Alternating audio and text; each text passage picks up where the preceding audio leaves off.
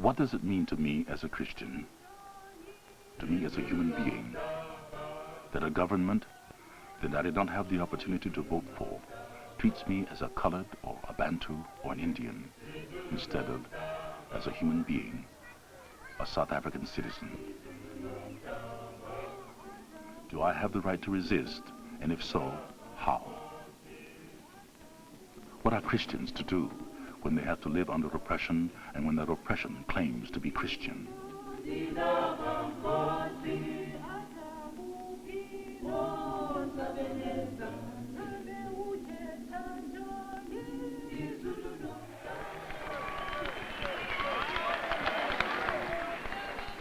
How can apartheid be positive when it keeps part of South Africa's children manacled in the chains of unfreedom and the other part in the chains of fear?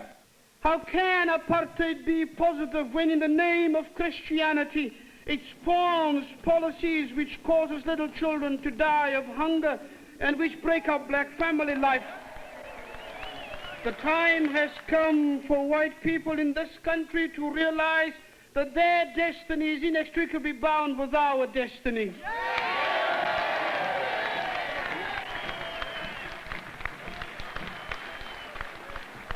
And they shall never be free as long as they have to lie awake at night, worrying whether a black government will one day do the same to them as they are doing to us.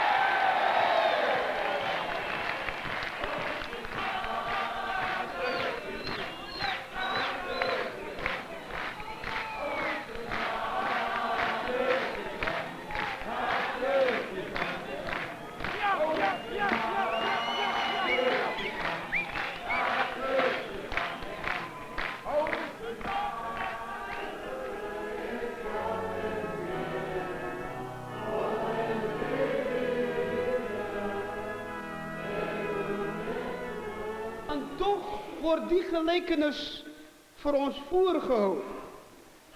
En ik zal me niet verbazen. Allan Boesak is a young minister in the colored branch of the segregated Dutch Reformed Church of South Africa. Hoor wat die gelijkenis eindelijk voor ons wil zeggen.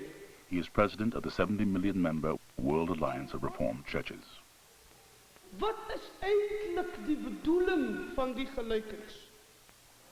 Like the Afrikaners, South Africa's dominant white group, Allan Boesak's people speak Afrikaans, a language derived from Dutch. They have their origin in the Dutch settlers who founded South Africa's Dutch Reformed Church in the 17th century. Along with other European settlers, the Dutch made the so-called colored people and converted them to their Dutch Reformed faith, but they did not want to worship with them. In the 19th century, the Afrikaners, the white descendants of the Dutch, found a solution. They segregated their church and formed the Dutch Reformed Mission Church for coloreds only, saying that in separation lay salvation. This was the beginning of apartheid. In 1948, the all-white National Party, encouraged by the white Dutch Reformed Church, came to power on a platform of apartheid. They passed legislation to separate the races socially, politically, and geographically. The apartheid government prohibited mixed marriages, abolished such limited voting rights as coloreds had, and provided for the removal of whole communities, declaring the areas where they were living for whites only. The home that I was born in a little place called Clackamas, no longer exists because eventually that fell into a white area and it was bulldozed. The church where I was ordained as a minister doesn't exist anymore. That was bulldozed. That's also the church where I got married in. So these buildings attached to important occasions in my life don't exist anymore.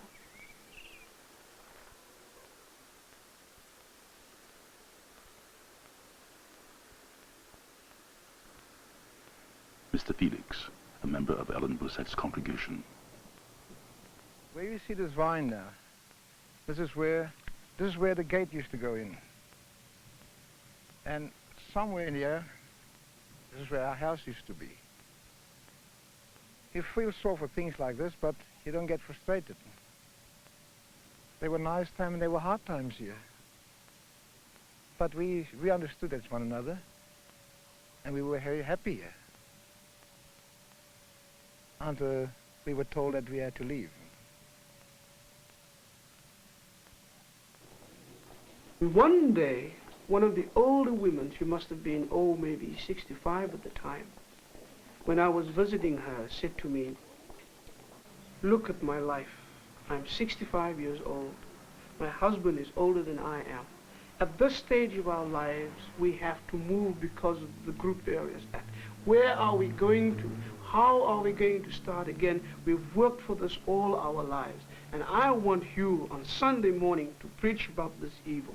I want to know what God is saying about this." And I stood there speechless in a sense, because I didn't know what to say and how to do it. En as ons moet kies in die gelijkenis, aan watter kant sal ons staan? That was the first sermon where I tried to grapple with the political reality as it touched the lives of my people.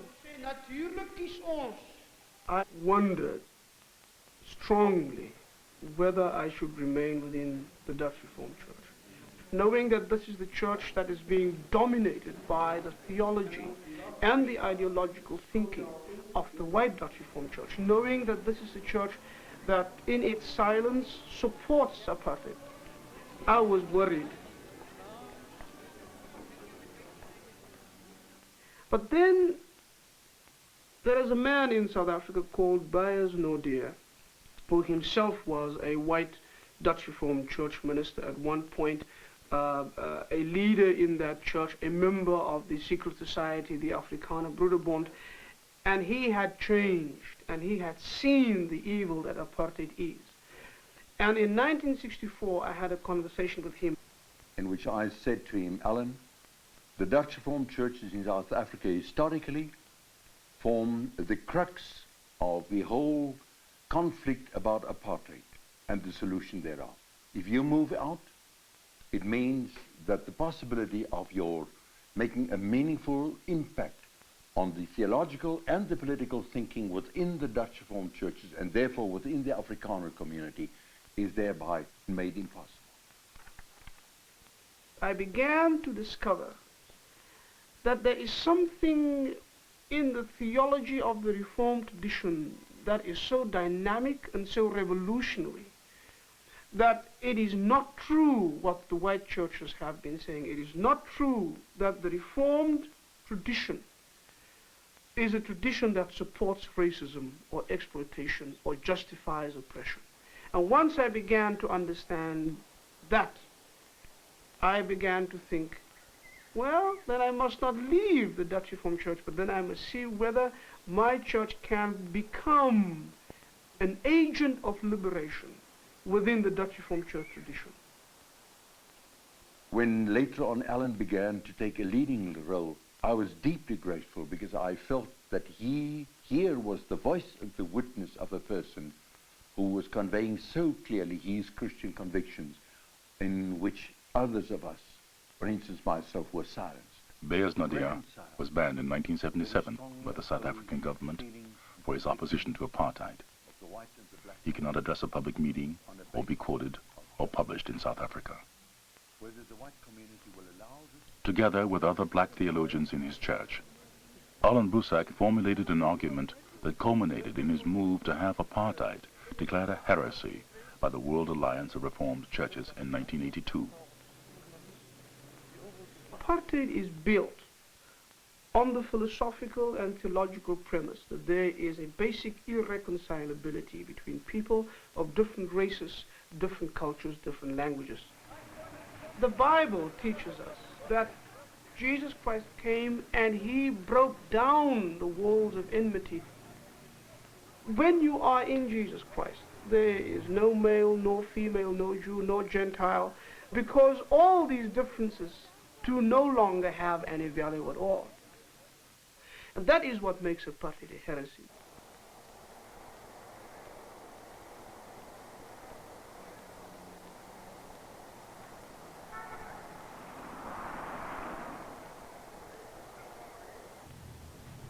Subsequent to the passage of the heresy decision, taken in Ottawa, Allan Boesak was elected president of the World Alliance of Reformed Churches, an internationally important position.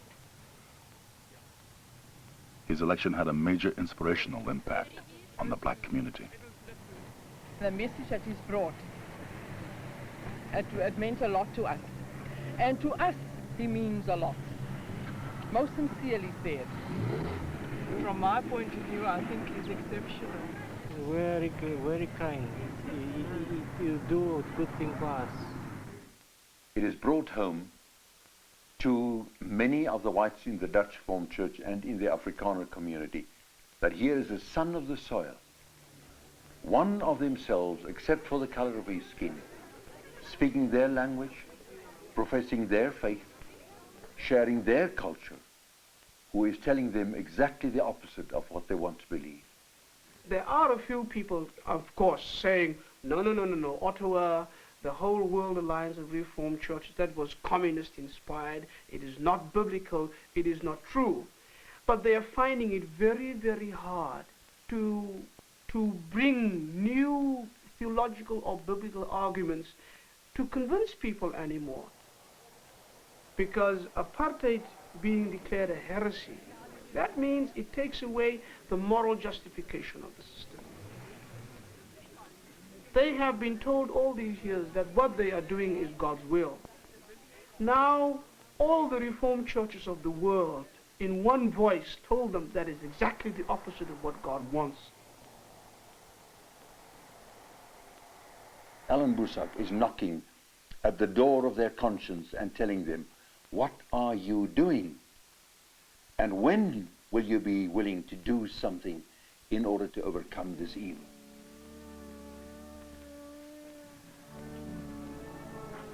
They've got so much economic and political power. The people who are in government are the people who sit in their pews Sunday after Sunday. They say we are a Christian government because the church says it's a Christian government.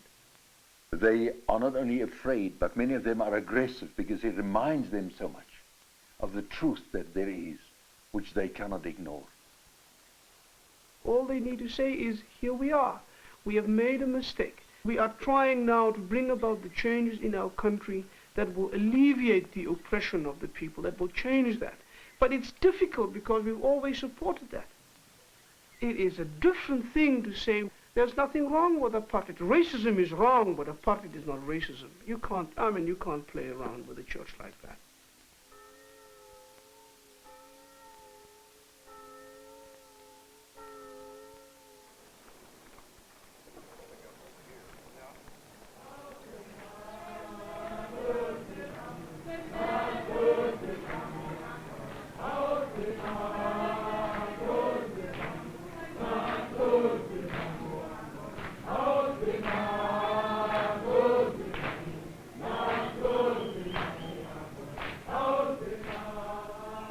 Just as Allan Boesak accuses the white Dutch Reformed Church of glossing over the evils of apartheid, he accuses the Western democracies of tacitly supporting apartheid through cooperation with the white minority government. For instance, America's policy of constructive engagement based on the premise that reform and oppression can coexist. In 1977, Steve Biko died in prison. And the U.S. administration was almost the first to publicly condemn that and to ask the South African government for an explanation. Then other governments from the West followed.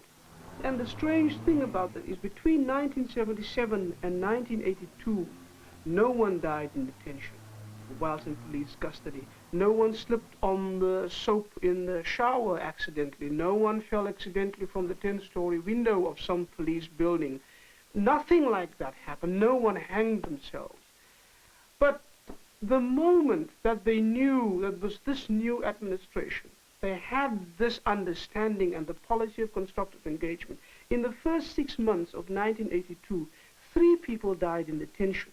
I know of 6 people who were admitted to psychiatric hospitals because they were tortured out of their minds. I mean, and to me, this is what constructive engagement means in clear, hard, human terms.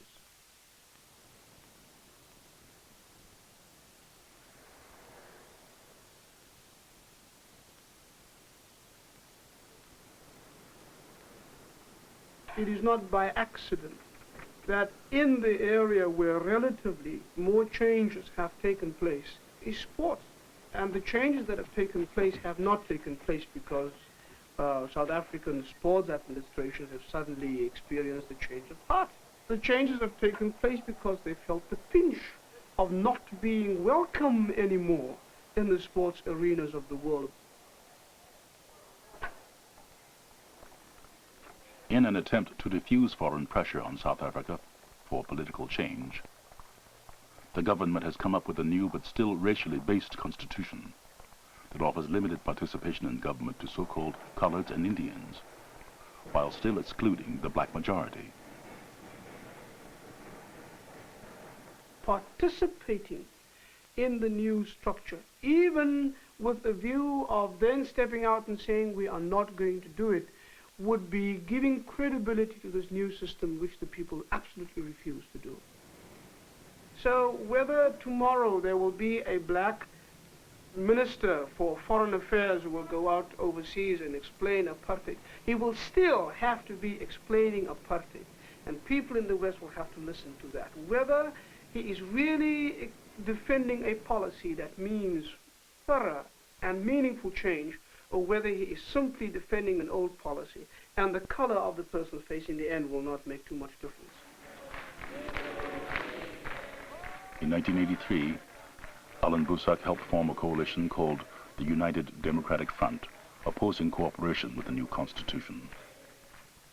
The front has drawn together people of all colors, from trade unions, student organizations, women's groups, and other political, religious, and social organizations that want a free, unified, and democratic South Africa.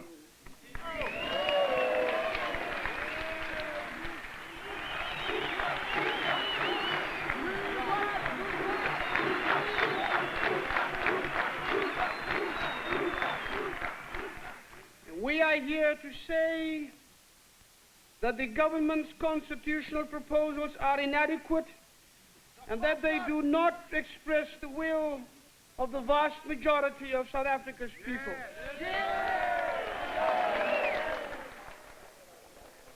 There is no way in which a peaceful solution to our problems can be found if we continue the direction that we're taking at the present moment. As long as you exclude the majority of the people of the country from having any say or any meaningful say in the political future, there is no possibility of peace.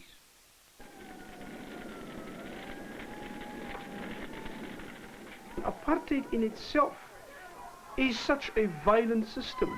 Apartheid in itself has caused untold suffering to people, and it's not by accident, it's by design. Now, I'm not only talking about the institutionalized violence that you have through the laws, I'm also talking about the physical military violence without which the system will not survive for a moment. Children have protested peacefully in the streets of Soweto in 1976 and in the streets of Cape Town in 1980. They were killed mercilessly by the police. My question, as a Christian minister in this country, knowing what I know in terms of violence cannot be justified by the gospel, is what in the world am I supposed to do? It would be irresponsible of me to say to people, let's go on demonstrating non-violently, when I know that the answer of the government to our non-violent protest will not be to go and look at the laws and change them, but simply will be to send out the military so that the people can be killed. And that is my problem. And I am frankly saying that I am, as far as this is concerned, in a terrible dilemma.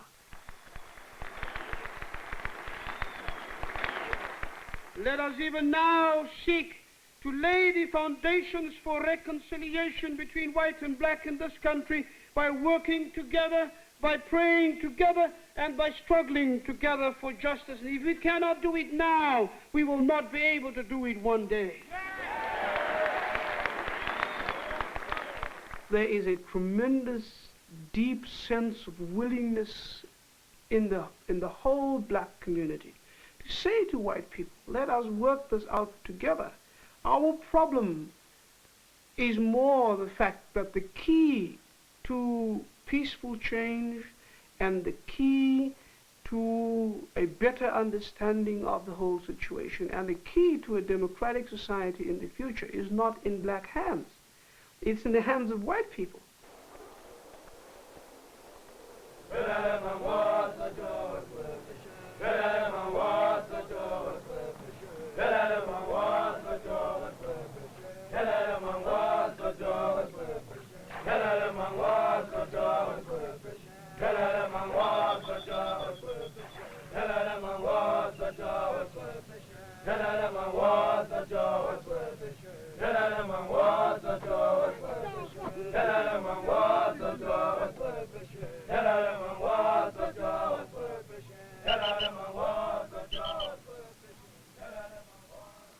Allan Boesak runs the risk of being banned and silenced, like Bayers Nodia.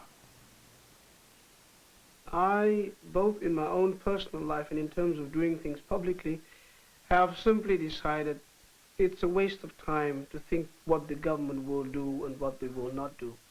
Basically, it's in their power to do almost anything that they want. Allan Boesak's mother. In my heart, I know you want to work for his people, I know. But in my heart, I feel it's not good for him and for his wife and the children and myself. That's what I feel.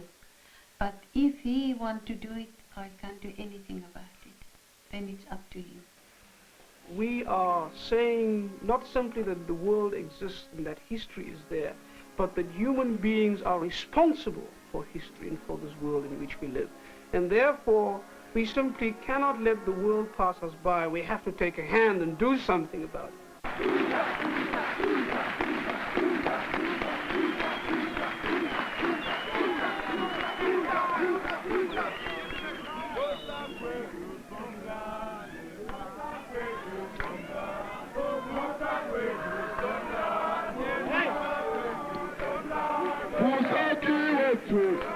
It was just good to see that there was such an incredible response. I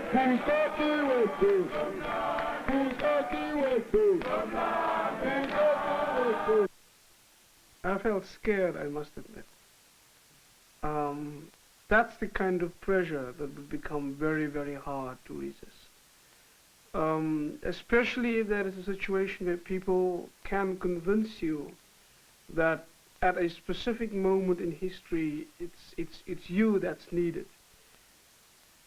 The time may come when a man like Allan Boesak will be desperately needed to bring real peace and reconciliation to our country.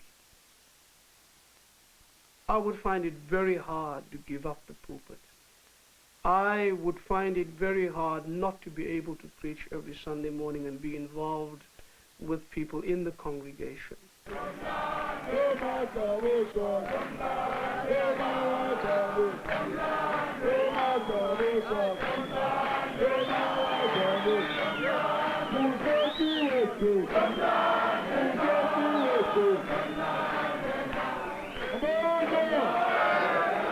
We want all of our rights, not just some rights. Not just a few token handouts here and there that the government sees fit to give. We want all of South Africa's people to have their rights, not just a selected few, not just a few so-called coloreds or Indians after they had been made honorary whites. We want all of our rights for all of South Africa's people, including those whose citizenship has already been stripped away by this government. We want all of our rights, and we want them here in a united, undivided South Africa.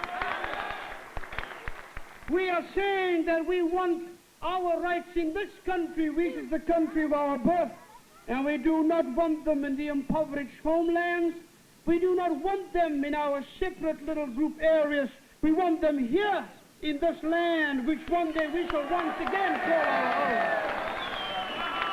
own. We want all of our rights, and we want them here, and we want them now.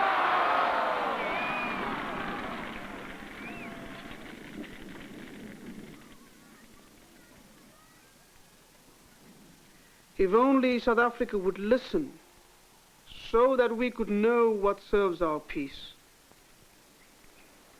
If a Christian people would only stop shouting its own prophets down, ignoring them and shutting them up in prisons where they are treated as if their lives were not worth a cent. If Christian leaders would only stop glossing over evil, and thereby strengthening evildoers in their evil. If only we would stop twisting and mutilating and manipulating God's word to make it fit the framework of the prevailing ideology. If only we could find the courage to speak the truth to each other and not to mislead each other for the sake of money or status or out of fear.